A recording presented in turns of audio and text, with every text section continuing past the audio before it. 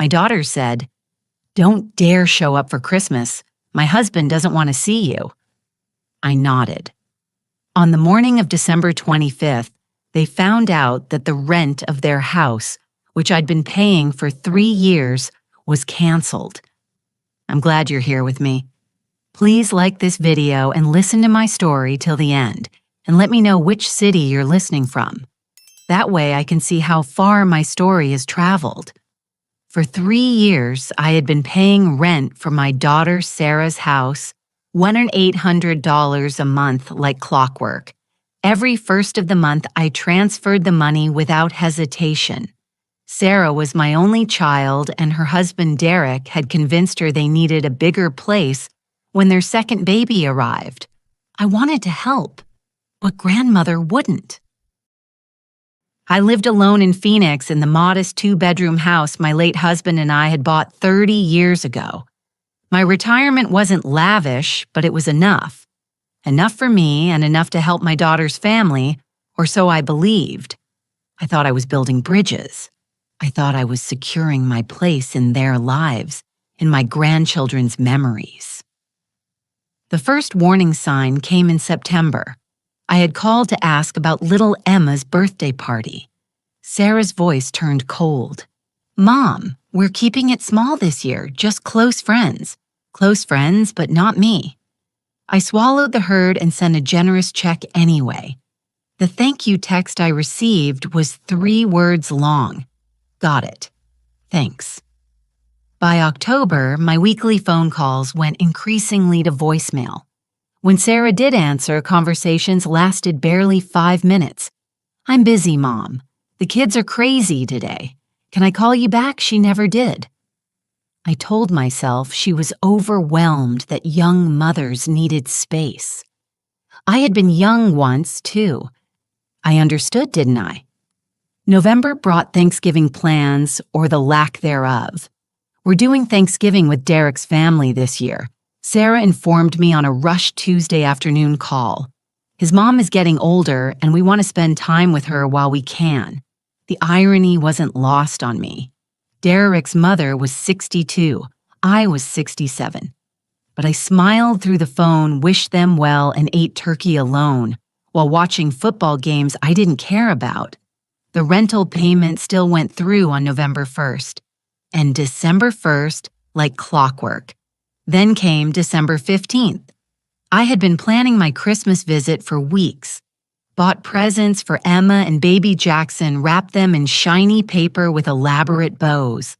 I had knitted a blanket for Sarah, spending evenings in front of the television, every stitch infused with love and hope. Maybe Christmas would reset everything. Maybe I had been imagining the distance. I called to confirm my arrival date. Sarah answered on the 6th ring, her voice strained and distant. Background noise suggested she was in a car. "Mom, about Christmas. I'll arrive on the 23rd. I interrupted cheerfully, trying to fill the silence with enthusiasm. "That gives me 2 full days with the kids before the big day. I can help you cook, watch the children, whatever you need." "That's the thing, Mom." A pause. A long, deliberate pause that made my stomach drop. "We need to talk." Those 4 words. Has anything good ever followed them? Derek and I have discussed it, and we think it's better if you don't come this year. We need time as our own family unit. Derek's been stressed with work and having guests. Even family would just be too much right now. Guests. She called me a guest. Sarah, sweetheart. I'm not a guest. I'm your mother. I'm their grandmother. My voice cracked despite my efforts to sound reasonable. I know, Mom, but Derek really doesn't want. She stopped herself, but the damage was done. Derek doesn't want what something hard formed in my chest. A cold crystallization of 3 years of suspicions I had been too afraid to acknowledge. Her voice turned sharp, defensive. Look, I have to go. I'm driving. But the decision is made. Don't come for Christmas. Derek doesn't want to see you. And honestly, I need to support my husband. The line went dead. I stood in my kitchen phone, still pressed to my ear, listening to silence. The Christmas tree I had already decorated blinked cheerfully in the corner. Presents sat beneath it, tagged with names of people who didn't want me around. That night, I didn't sleep. I lay awake staring at the ceiling, watching car headlights sweep across the walls. Questions circled like vultures. When had I become unwelcome? What had I done wrong? And more importantly, what had I been funding all this time? On Christmas morning, while Sarah and Derek and my grandchildren opened presents I would never see them enjoy, I made a phone call to the property management company that handled their rental house, the house whose lease was in my name, the house I had been paying for month after month for 3 years. I'd like to cancel the lease agreement, I said, calmly, effective immediately. After I hung up with the property management company, my hands trembled. What had I just done? I sat at my kitchen table, the same table where I'd written $64,800 in rent checks over 3 years. $64,800. The number carved itself into my brain.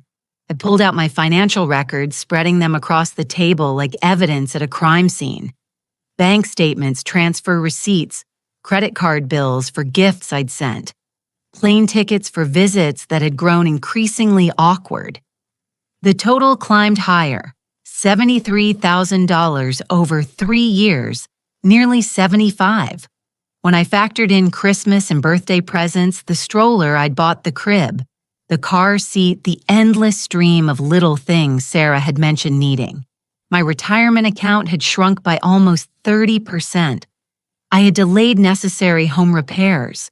My car was 9 years old and making concerning noises.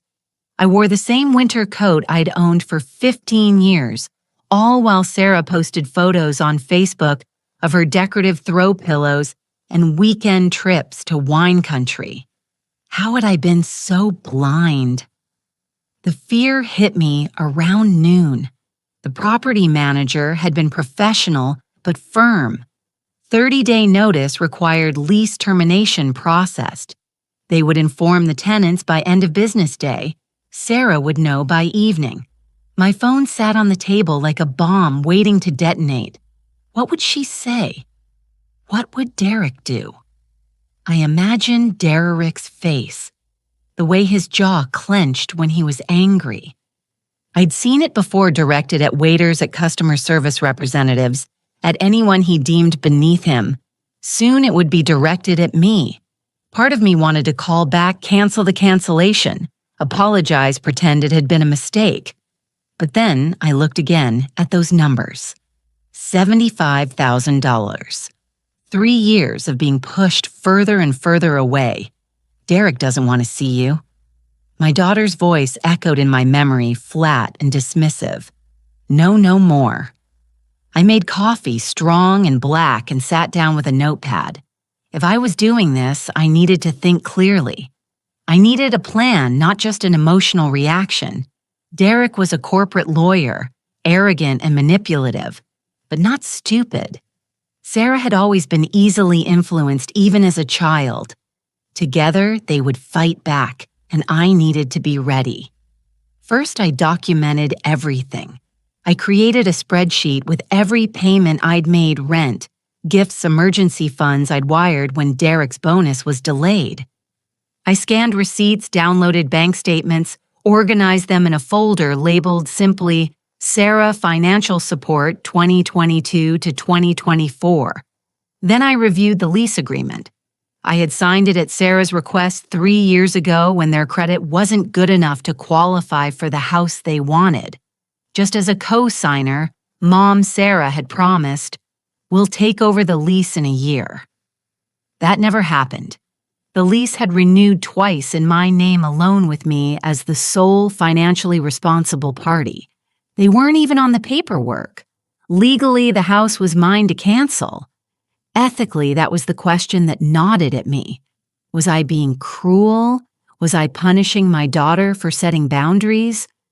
But these weren't boundaries. Boundaries would be, "Mom, we need Christmas morning, just us, but please come for dinner." Boundaries would be, "Can we do every other Thanksgiving?" This was exile.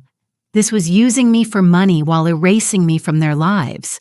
By 3 in the afternoon, I had a plan. Simple, clear, unshakable.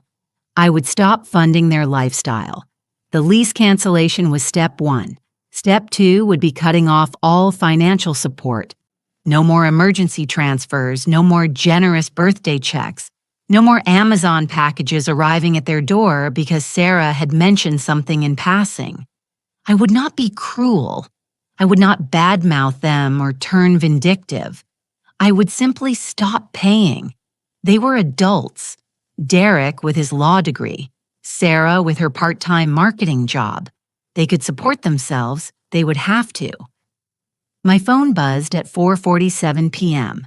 A text from Sarah, all capital letters. "What did you do?" Another buzz. "Call me now." Another. "Mom, this is insane. You can't do this to us." I turned my phone face down and finished my coffee. The fear was still there, sitting heavy in my chest, but something else was growing alongside it. Resolve.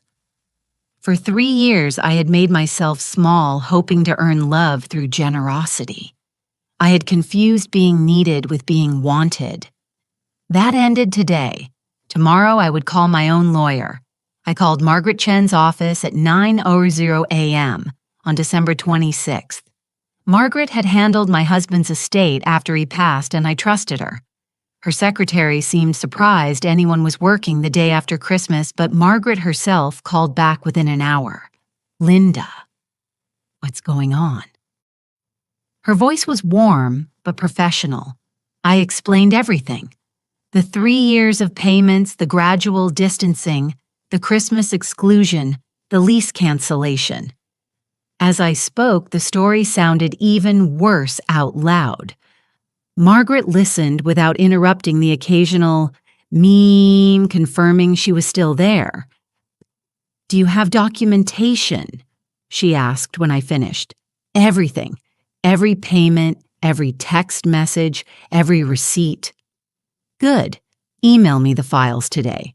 We'll schedule a meeting after New Year's." "But Linda," she paused. "Are you prepared for this to get ugly?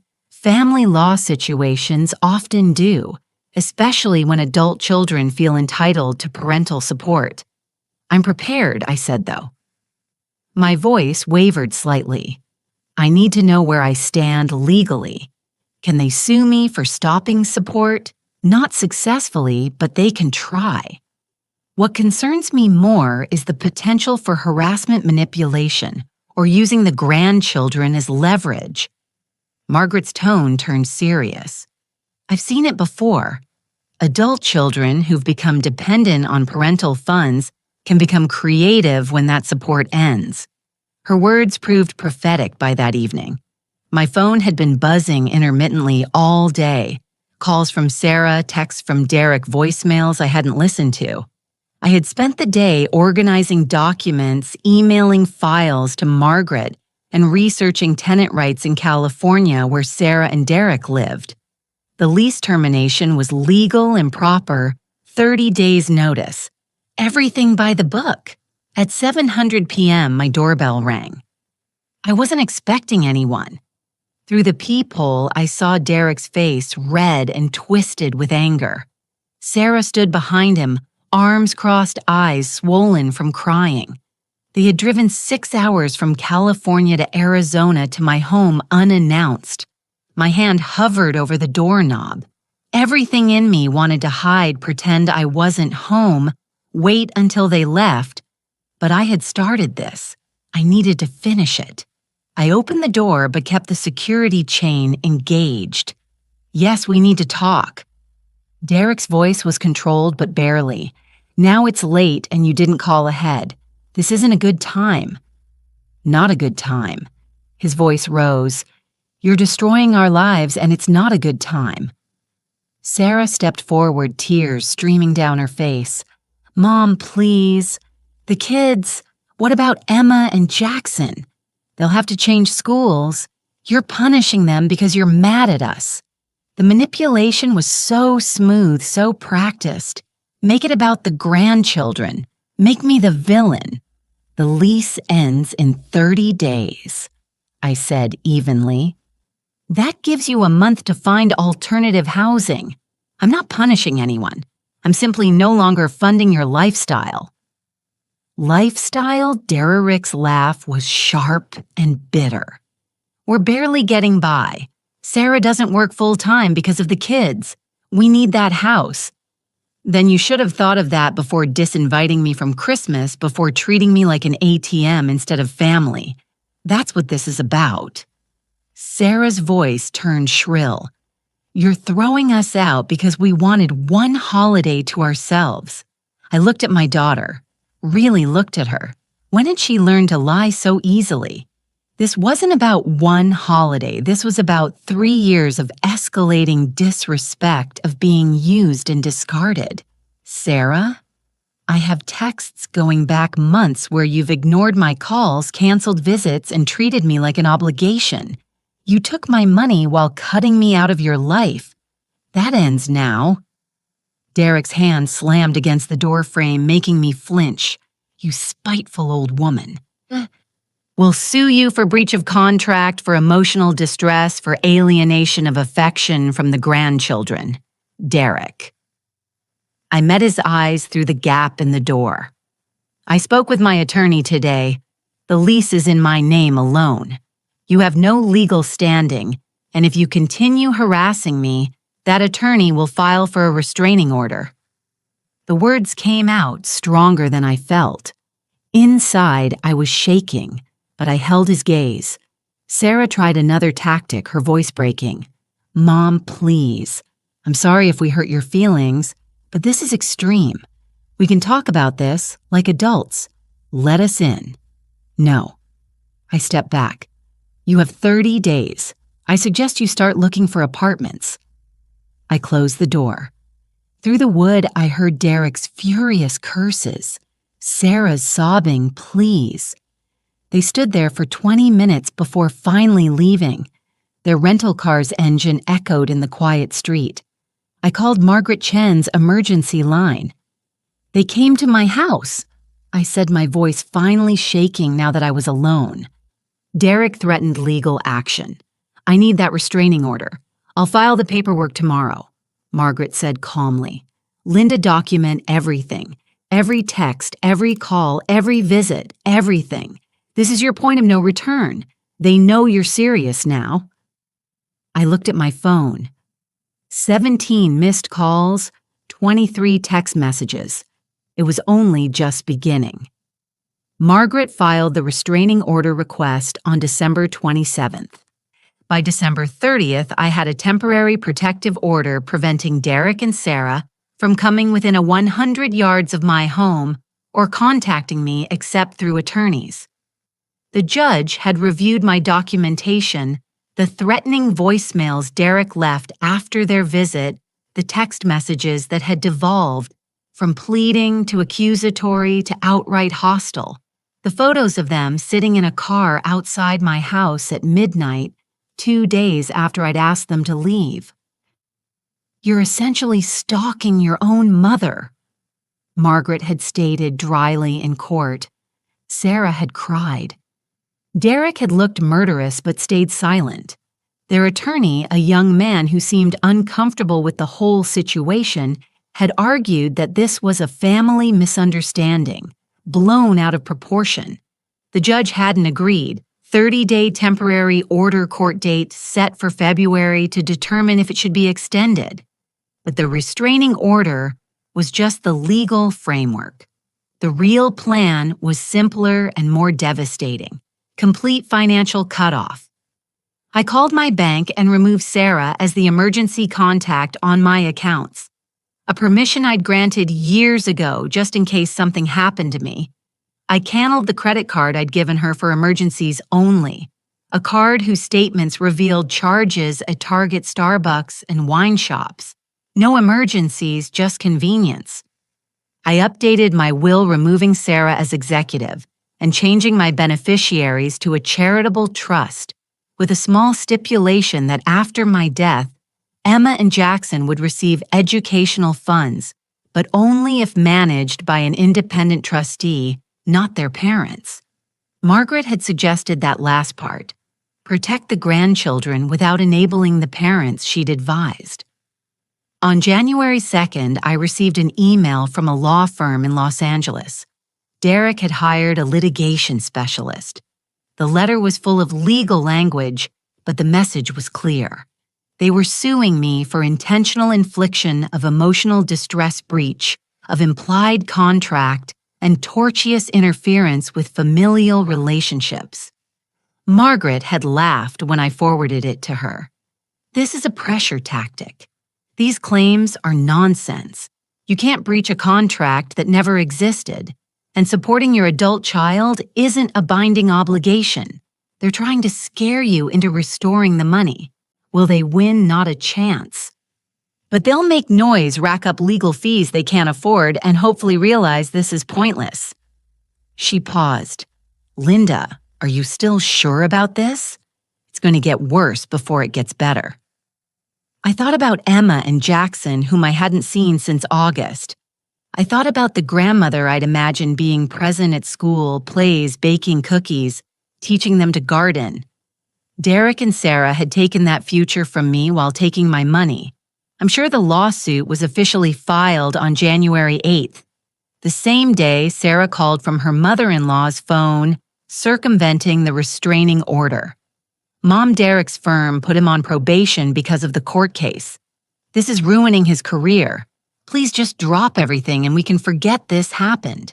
We'll pay you back. How I asked quietly. You haven't paid rent in 3 years. You're suing me. How exactly will you pay me back? We'll work it out. But you have to stop this legal insanity. Derek says, I don't care what Derek says, Sarah. He's not my son. He's not my responsibility. And neither are you anymore. The silence on the line was deafening. You're choosing money over your daughter. Her voice dripped with disbelief and wounded pride. No, Sarah, you chose money over your mother 3 years ago. I'm just finally accepting that reality. She hung up. Within an hour, Derek called from an unknown number. You'll never see those kids again. He hissed before I could speak. Emma won't even remember you exist. You're dead to this family. I recorded the call. Margaret had set me up with an app for exactly this purpose. Another violation of the restraining order, more ammunition. But that night, alone in my house with the recorded threat still echoing in my mind, I broke down. I sat on my kitchen floor and sobbed for the daughter I'd lost, for the grandchildren being used as weapons for the 3 years I'd wasted, hoping love could be bought. I took the next 5 days off from everything. No emails, no legal documents, no phone calls except to Margaret's office for updates. I watched old movies, took long walks in the January desert cold, visited a friend in Tucson who listened without judgment. I needed to remember who I was before I became an ATM machine with a grandmother's face. By January 14th, I felt stronger, not happy, but resolved. And that's when they tried a different approach. The email arrived from Sarah's account on January 15th, but the tone was different. Soft, apologetic, almost childlike. Mom, I've been doing a lot of thinking. Derek and I both have. We realize we've handled this all wrong. You're right. We took you for granted.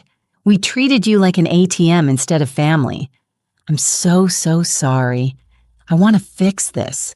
I want you back in our lives and the kids' lives. Emma asked about you yesterday. She wanted to know when Grandma Linda was coming to visit. It broke my heart. Can we start over? No lawyers. No fighting, just family.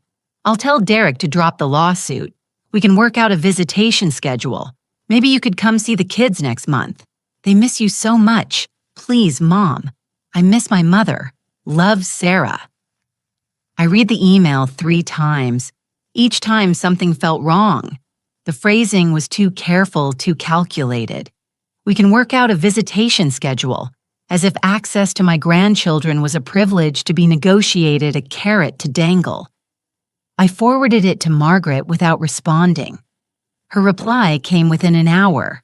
Classic manipulation. Notice she's offering access to the grandchildren, but making no mention of the money situation or accepting responsibility for the financial exploitation. She's trying to reset the relationship on her terms. Don't respond yet. Let's see if she follows through on dropping the lawsuit. Talk is cheap. I didn't respond to Sarah for 3 days' silence. I focused on rebuilding my own life, the life that had shrunk to fit around their needs. I called my friend Janet, whom I hadn't seen in months because I'd been too busy being available for Sarah's emergencies. We met for lunch.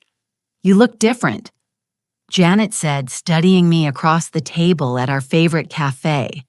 Tired but clearer somehow. I told her everything. 3 years of financial support. The Christmas rejection, the canceled lease, the lawsuit, the restraining order. She listened, her expression shifting from shock to anger to something like vindication. I tried to tell you, she said finally. 2 years ago, remember when you canceled our weekend trip because Sarah needed money for Derek's mother's birthday gift. I said it felt like you were being used. I remember. I told you that you didn't understand how hard it is for young families, and you were wrong. Janet's voice was gentle but firm. Young families struggle. What Sarah and Derek did was exploitation. There's a difference. The validation felt like cool water on a burn. I hadn't realized how isolated I'd become, how much I'd been second-guessing my own perception. My lawyer says they'll probably escalate before they accept defeat. I said I'm scared they'll turn up at my door again or worse. Janet pulled out her phone. You're staying with me if you need to. My guest room is yours, and I'm introducing you to my book club. We meet Thursdays. You need people around you who aren't trying to drain you dry. That Thursday, I attended my first book club meeting in Janet's spacious living room. 8 women ranging from their 50s to early 70s, all sharp and funny and refreshingly direct. When Janet introduced me and mentioned I was going through some family legal issues, the floodgates opened. My son tried to guilt me into refinancing my house to pay for his divorce. One woman said, "My daughter didn't speak to me for a year because I wouldn't co-sign a loan for a car she couldn't afford," said another. Setting boundaries with adult children is the hardest thing I've ever done, offered a third. But the alternative is enabling them into permanent adolescence. These women understood. They'd been through similar battles, survived them, and come out stronger. Their stories weren't identical to mine, but the patterns were familiar. Adult children who mistook parental love for parental obligation, who confused support with endless subsidy. By the time I left Janet's house that night, something had shifted inside me. The cold resolve I'd been maintaining, the determination not to cave, solidified into something deeper. Not anger anymore, but clarity. Sarah called again 2 days later, this time from her own phone, violating the restraining order for the 3rd documented time. "Did you get my email?" Her voice was strained, desperate. "Mom, I meant everything I said. Please, we can fix this. Sarah, you're violating a court order by calling me. It's my mother. I can call my own mother." The entitlement in her voice was staggering. She could discard me, sue me, threaten me, but when she wanted something, suddenly the rules didn't apply. "The lawsuit," I said calmly as Derek dropped it. A pause. "He's considering it, but he needs to know you'll reinstate the lease first." There it was. The conditions, the negotiation, the same transactional relationship dressed up in apologies. The answer is no. Sarah to all of it. I'll see you in court in February." I hung up and immediately forwarded the call log to Margaret. Another violation, another piece of evidence. They were getting desperate, which meant the next phase would be worse. They came on a Saturday afternoon in late January, 3 weeks before the court hearing. I saw them through my front window. Derek's car parked across the street. Sarah emerging with a foil code dish.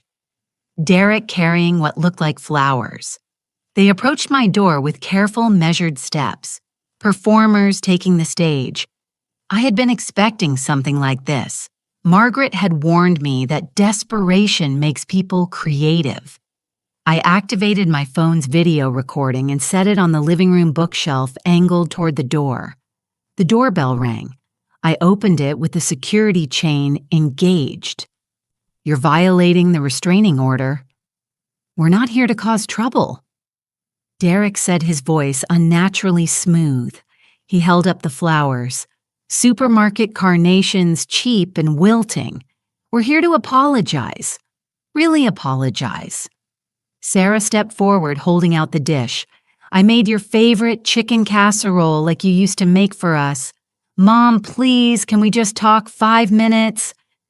The domesticity of it was almost funny. Casserole and flowers, as if 3 years of exploitation and a month of legal warfare could be smoothed over with props from a reconciliation playbook. You have attorneys. Talk through them. Attorneys make everything worse, Derek said quickly. They escalate. We don't want that. You don't want that. He smiled, but it didn't reach his eyes. Think about Emma and Jackson. They need their grandmother. Don't punish them because Sarah and I made mistakes. There it was again. The grandchildren as leverage, as emotional blackmail. If you cared about Emma and Jackson, you wouldn't be using them as bargaining chips, I said evenly. Sarah's face crumpled. That's not fair. I'm trying to fix things. I admitted we were wrong. Her voice rose genuine emotion, finally breaking through the performance. What more do you want from me? I want you to stop lying. The words came out harder than I intended, but I didn't soften them. You're not here to apologize. You're here because the lawsuit is expensive. Your lease is almost up and you need me to bail you out again. Derek's smile vanished. We drove 2 hours to make peace with you and this is how you respond. You really are a selfish Derek. Sarah put a hand on his arm, but he shook her off. No, she needs to hear this. He stepped closer to the door, his face weening. You know what your problem is, Linda? You think money gives you control. You think you can manipulate us by cutting off support, force us to come crawling back. But we don't need you. Then why are you here? The question hung in the air. Derek's jaw clenched. Sarah looked away. For the kids, Derek said finally, but the words sounded hollow even to him. Because despite everything, Sarah still loves you. Because family should mean something. Family does mean something, I said quietly. It means not treating your mother like an ATM. It means not uninviting her from Christmas and then acting surprised when she stops paying your bills. Sarah's mask cracked completely. You want to know the truth, Mom, fine. Derek's firm cut his hours. We're drowning in debt. We can't afford a new place without a co-signer, and everyone we've asked has said no. We need that lease reinstated. We need you to drop the restraining order so we can negotiate like adults. Finally, the truth. And what do I get? I asked. Supervised visits with my grandchildren, permission to send gifts, access to your lives at your convenience. What else do you want? Derek's voice turned vicious. You want us to gravel, beg, admit that you're the one with all the power because you have the money. I want you to see me as a person, not a bank account. But that's never going to happen, is it? Sarah's face hardened. You're going to regret this when Emma asks why Grandma abandoned us. When Jackson doesn't even know who you are when you're old and alone and realize you chose pride over family. Get off my property. My voice cut through her rising hysteria. Now, before I call the police for another restraining order violation, Derek threw the flowers on the ground. You're making the biggest mistake of your life, old woman. We will bury you in court. We will take everything. Derek, let's go. Sarah grabbed his arm, pulling him back toward the car. She looked at me one last time, her face twisted with something between fury and desperation. This is your last chance, Mom. Your last chance. I closed the door and locked it, watched through the window as they argued beside their car. Derek gesticulating wildly, Sarah crying. Both of them trapped in the consequences of their own choices. My hands were shaking. My heart raced. Part of me, the mother part, the grandmother part, wanted to run after them, fix everything, make it all okay. But the stronger part, the part that had been growing since Christmas Day, stayed rooted in place. I picked up my phone and stopped the recording. Sent the video file to Margaret with a message. Another violation. They threatened me. I want this on record. Her response came immediately. Perfect. This makes our case even stronger. They're unraveling. Linda, hold steady. That night, I didn't cry. I sat with Janet and her husband over dinner, told them what happened, and felt their solid, uncomplicated support. The fear was still there. Fear of what Derek and Sarah might do next. Fear of losing my grandchildren forever. But it was tempered now with something fiercer. They had shown me their true faces, finally completely without pretense, and I would not forget. The courtroom was smaller than I'd imagined, fluorescent lit and institutional. February 10th or an hour 0 a.m. Margaret sat beside me at the defendant's table, her briefcase open, documents organized in neat stacks. Across the aisle, Derek and Sarah sat with their attorney, a different one from before. Apparently, they'd fired the first when he'd advised them to drop the case. The new attorney was older, sharper, and looked deeply uncomfortable with his clients. Judge Patricia Winters entered, and we all stood. She was in her early 60s, silver-haired with the expression of someone who'd seen every variety of family dysfunction and wasn't impressed by any of it. "This is a motion to dismiss," she announced, scanning the documents. "The plaintiffs are suing for intentional infliction of emotional distress, breach of implied contract, and tortious interference with familial relationships. The defendant has filed for dismissal on grounds that these claims have no legal merit." She looked up. "Counselor Rodriguez, you may proceed." Sarah and Derek's attorney stood. "Your Honor, my clients have suffered significant harm due to the defendant's actions. Mrs. Wilson abruptly terminated a 3-year housing arrangement, causing financial distress and emotional trauma. The defendant's actions were motivated by spite and designed to punish." Mr. Rodriguez, Judge Winters, interrupted. "I've reviewed the lease agreement. It's in the defendant's name alone. The plaintiff and her husband are not listed as tenants. How can terminating one's own lease constitute tortious interference?" Rodriguez stumbled. "The arrangement was understood by all parties to be long-term. My clients relied on this understanding. Did they pay rent?" A pause.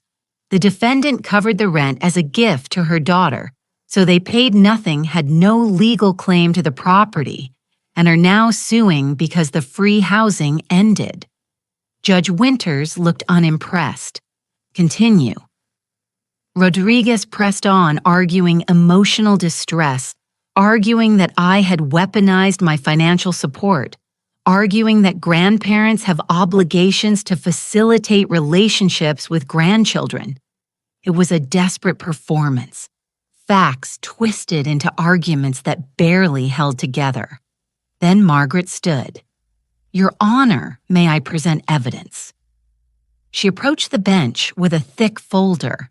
These are bank records showing $75,000 in payments and gifts over 3 years. These are text messages showing the plaintiff systematically distancing the defendant while continuing to accept her money. This is documentation of 3 separate restraining order violations, including recorded threats. She placed a tablet on the judge's bench, and this is video footage of the plaintiff's most recent visit, where they explicitly stated they needed the defendant to reinstate financial support. Judge Winters watched the video, her expression darkening. On the screen, Derek's voice rang clear. "We're drowning in debt. We need that lease reinstated." The judge looked up at Derek and Sarah. "You violated a restraining order to demand money." Sarah stood suddenly. "That's not, you're taking it out of context. She's my mother. I was trying to reconcile. Sit down, Mrs. Morrison." The judge's voice was ice. "No." Sarah's voice cracked. "You don't understand what she did. She kicked us out right before Christmas. She turned her back on her own grandchildren because we wanted one holiday to ourselves. She's vindictive and cruel, and she's using her money to control. Mrs. Morrison, sit down now, or I'll hold you in contempt." Derek grabbed Sarah's arm, pulling her back into her seat. She was crying now, loud and messy, all the composed performance shattered. Judge Winters turned to me. "Mrs. Wilson, did you promise to pay your daughter's rent indefinitely?" "No, Your Honor." My voice was steady, calmer than I felt. "I helped with their housing when they asked, but there was never a long-term agreement. When they excluded me from their lives while continuing to accept my money, I decided to stop enabling that dynamic. Did you prevent them from seeing their children?" "No, Your Honor. I asked for visitation but was willing to work through proper channels. They're the ones who threatened that I would never see my grandchildren again." The judge reviewed more documents. The courtroom silent except for Sarah's stifled sobs. Finally, Judge Winters spoke. "Motion to dismiss granted. All claims are dismissed with prejudice. Furthermore, I'm extending the restraining order for 1 year and ordering the plaintiffs to pay the defendant's legal fees." She looked at Derek and Sarah.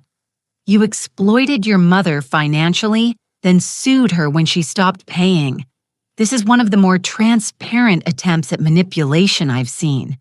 You should be ashamed." Derek's face was purple with rage. "This is prejudice. You didn't even listen. One more word, Mr. Morrison, and you'll join your wife in contempt proceedings."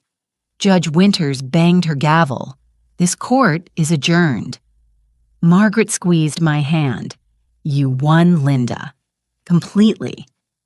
I watched Derek and Sarah storm out their attorney, hurrying after them with a resigned expression. Rodriguez would probably fire them as clients within the week. I had won, but why did it still hurt? The legal fees ruling came through 3 days after the court hearing. $12,400. Derek and Sarah had 30 days to pay or face wage garnishment. Their attorney formally withdrew from their case the same afternoon, citing irreconcilable differences with clients. Legal speak for they're impossible to work with. Margaret called with an update a week later. They filed for bankruptcy. I was in my garden pruning roses in the February sunshine. What Chapter 7? Liquidating everything. The lawsuit costs broke them, and apparently Derek lost his job. His firm doesn't keep associates who generate negative publicity. Sarah's trying to work full-time, but daycare for 2 kids is eating whatever she makes. Margaret's tone was neutral professional. They're moving into Derek's mother's basement in Oregon. Signed a lease for it last week. Oregon 2 states away, even farther than California had been. What about the legal fees they owe me discharged in bankruptcy? You won't see that money. She paused. I know that's not what you want to hear, but Linda, You didn't do this for the money. You did it to stop being exploited. That goal succeeded. She was right. The $12,000 was pennies compared to the $75,000 I'd already spent. This had never been about recovering funds. It was about recovering dignity. But the next part surprised me. Margaret continued, "There's something else. Sarah's mother-in-law called my office. She wants to facilitate supervised visits between you and the children. Says Derek and Sarah are too unstable right now, and she thinks Emma especially needs grandmother figures in her life. Derek's mother wants to help me. Apparently she's not a fan of her son's behavior. She used the word appalled several times." 2 weeks later, I received a formal letter from Patricia Morrison, Derek's mother, written in careful cursive on cream stationery. "Dear Linda, I owe you an apology, though I'm sure you don't want to hear from any Morrison ever again. I've known for some time that my son and your daughter were taking advantage of you. I said nothing, and that was cowardice. I told myself it wasn't my business. They're living in my basement now with the children. It's crowded and tense. Derek is bitter and unemployed. Sarah is exhausted. But the children shouldn't pay for their parents' failures. If you're willing, I would like to arrange video calls between you and Emma and Jackson. Perhaps when things settle, in-person visits. No pressure, no manipulation, just a grandmother's attempt to do right by children who deserve better.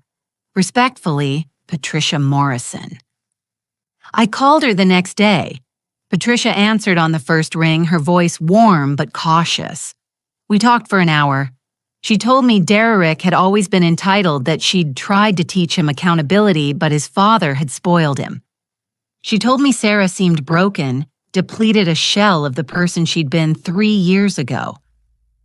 "They destroyed themselves," Patricia said quietly, "and they're trying to destroy each other now. I hear them fighting at night. Derek blames Sarah for pushing you away. Sarah blames Derek for the lawsuit. Neither of them takes responsibility, and the children. Emma asks about you sometimes. She remembers baking cookies with Grandma Linda. She's confused about why you disappeared." Patricia's voice cracked slightly. I told her sometimes adults make mistakes and relationships need time to heal. But Linda, she's 6 years old. She shouldn't have to understand these things. We arranged a video call for the following Saturday. Patricia would supervise making sure Derek and Sarah stayed out of frame and kept quiet. I spent the week preparing baked cookies, even though Emma couldn't eat them through a screen. Bought a new shirt, practiced what I'd say. When Emma's face appeared on my laptop screen, something in my chest loosened. She'd grown lost, a tooth hair longer still, those same bright eyes. "Grandma," her face lit up. "Where have you been? I've been here, sweetheart. I've missed you so much." We talked about school, about her drawings, about the new friend she'd made. She showed me a stuffed elephant she'd gotten for Christmas from Patricia, since Sarah and Derek apparently couldn't afford gifts. Baby Jackson appeared briefly, toddling into frame, not recognizing me but waving anyway. After 30 minutes, Patricia gently ended the call. "Same time next week." She asked me off camera. "Yes, please." That night, I finally felt something other than vindication or resolve. I felt hope, not for reconciliation with Sarah and Derek. That bridge was ash, but for connection with Emma and Jackson. Patricia was giving me what their parents had stolen. Access to my grandchildren on terms that didn't require me to fund anyone's lifestyle or tolerate anyone's abuse. Derek and Sarah's defeat was complete. Bankruptcy, unemployment, forced to live in Derek's mother's basement, their relationship deteriorating under the weight of consequences they'd built themselves. No money, no house, no legal recourse. And now Derek's own mother had sided with me. I didn't celebrate their suffering, but I didn't mourn it either. They'd made their choices. These were the results. By April, my life had transformed in ways I hadn't imagined possible. The money I'd been spending on Sarah's rent, $1,800 monthly now, went toward things I'd been postponing for years. I fixed my car's transmission, replaced my aging water heater, booked a trip to visit my sister in Vermont for her 70th birthday. Small things, but they felt revolutionary. Janet and I became inseparable. Book club expanded into weekly dinners, spontaneous day trips to Sedona, early morning hikes. She introduced me to her spin class. I lasted 15 minutes the first time, but worked up to 30 by month 2. I was rediscovering energy I'd forgotten I had. "You look 10 years younger," Janet said one Saturday as we browsed a farmer's market. "Seriously, Linda, whatever face cream you're using, I need some. It's called not being financially drained by ungrateful relatives," I said, and we both laughed. The video calls with Emma and Jackson became the highlight of my weeks. Patricia kept her word. Every Saturday at 10:00 a.m., the kids would appear on screen, increasingly comfortable with our new routine. Emma showed me school projects. I read them stories. Jackson, now talking in full sentences, called me Gamma Yinda. Patricia sometimes joined the calls, and we discovered we had much in common. Both widows, both lovers of gardening, both disappointed in our children, but determined to love our grandchildren anyway. In May, Patricia invited me to visit Oregon for Emma's 7th birthday. "Small party, just family," she said carefully. "Derek and Sarah won't be there. I'm sending them to his brother's house for the weekend. Emma doesn't know you're coming. It's a surprise." I flew to Portland with a suitcase full of gifts and my heart in my throat. Emma's face when she saw me, pure, unfiltered joy, made every moment of the past 5 months worth it. "Grandma Linda, you came. You really came." She launched herself at me and I held her tight, breathing in the scent of her strawberry shampoo, feeling her small arms around my neck. We spent a perfect weekend, baked cookies, played board games. Patricia took us to the zoo where Jackson was terrified of the lions, but loved the penguins. At night, after the kids were asleep, Patricia and I sat on her back porch drinking wine. "How are they doing?" I asked, meaning Derek and Sarah. "Really?" Patricia sighed. Derek's working at a furniture warehouse loading trucks. His ego's destroyed. He comes home angry every night. Sarah's managing a coffee shop, but her hours are unpredictable. They fight constantly. Money, mostly. Whose fault everything is.